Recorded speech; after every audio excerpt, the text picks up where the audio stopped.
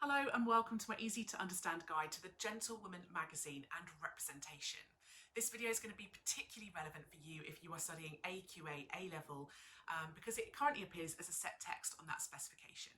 If we start by having a look at the representations of women and femininity in the set pages. On the front cover, there's quite a heavy use of bold, artistic makeup, and this might kind of really help to represent the idea that beauty standards are still quite important for women.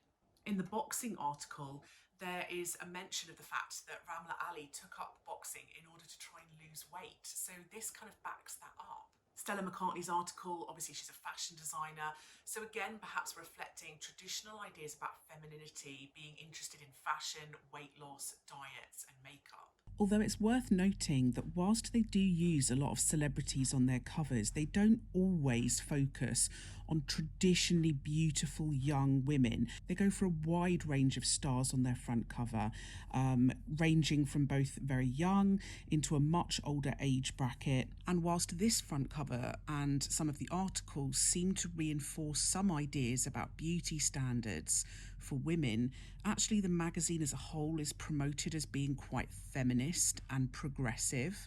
And if you look at a lot of their other covers, their other articles and their other social media content, you'll see a lot of the focus on feminist representations. The direct gaze and the close-up of Scarlett Johansson makes her feel quite powerful on the front cover. Ramla Ali, being a female boxer, obviously in very male-dominated sport, represents her as being very powerful and independent and physically strong and capable. In the article, she's wearing a tracksuit in the photos. She actually talks about how she grew up feeling like a tomboy, about how she rejected wearing makeup when she was younger. And so the representation of her seems to reject those traditional ideas of femininity. So perhaps this article is showing that there are multiple ways to be a woman. It's giving quite a kind of complex, diverse representation of gender. But then the magazine is called The Gentlewoman, which perhaps is more traditional representation of women being very gentle and sweet. Again, with class, we're getting a reasonable diversity here. We're getting very upper class representations, you know, a very rich, famous A-list celebrity, Scarlett Johansson, on the front cover. And we're getting articles about Knepp Castle, which is obviously quite an upper class place with nature and beauty everywhere. But we're also getting representations of working class people as well. So Ramala talks about growing up in East London, in Canning Town, which is quite a working class area. So perhaps showing someone who has kind of come from a more working class background and obviously has grown in success. She's now sponsored by Nike, so it's clear that perhaps she is part of a more middle class background now. Social media posts, as well as their exclusive Gentlewoman's Club membership, also represent the importance of a luxury upper class lifestyle. And perhaps this reflects the fact that the audience for the Gentlewoman are going to be of that slightly higher social demographic. You know, the magazine is not cheap. And so perhaps having these kind of more middle class representations makes sense.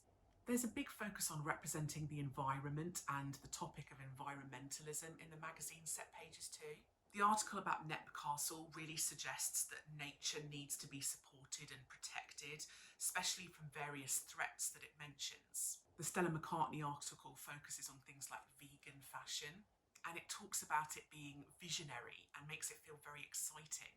So clearly representing the environment as an important thing and something that the readers should want to support and protect. There is some ethnic diversity in the magazine. For example, Ramla Ali, as a black woman, she's black British, she has Somali heritage.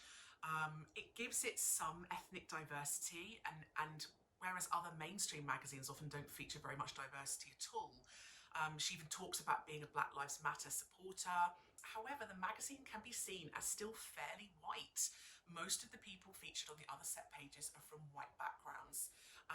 And so, you know, perhaps this reflects the idea that still in our society, there is institutionalised racism, discrimination, and it's still predominantly white people in charge of making the media. And certainly within these set pages, the white women represented are more financially successful. Stella McCartney, very upper class background and very financially successful as a fashion designer. Scarlett Johansson, A-list female celebrity in Hollywood, obviously very rich. Whereas Ramla Ali is talking about growing up from a more working class background in sport. And so you're getting women from black backgrounds represented as less financially successful overall. So the representations in this magazine may appeal to audiences. Maybe they make female audiences, feel like they're seeing powerful female role models. Maybe black women are getting to see a black female role model in Ramla Ali. And certainly these representations may not appeal to perhaps a male audience.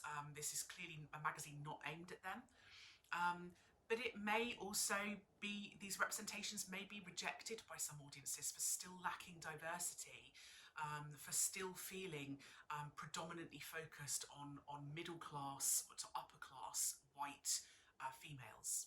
Although there's a lot of artistic and stylized elements to the magazine, there's also an element of the representation of realism as well.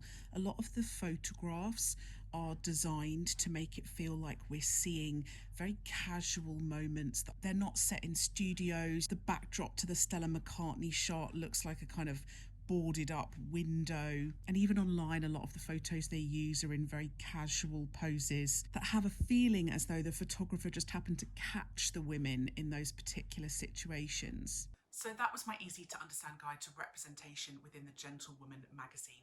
Don't forget to subscribe to my channel for other videos that are going to be relevant for you. And if you would like a video that I don't already have, leave a little comment below and I'll see what I can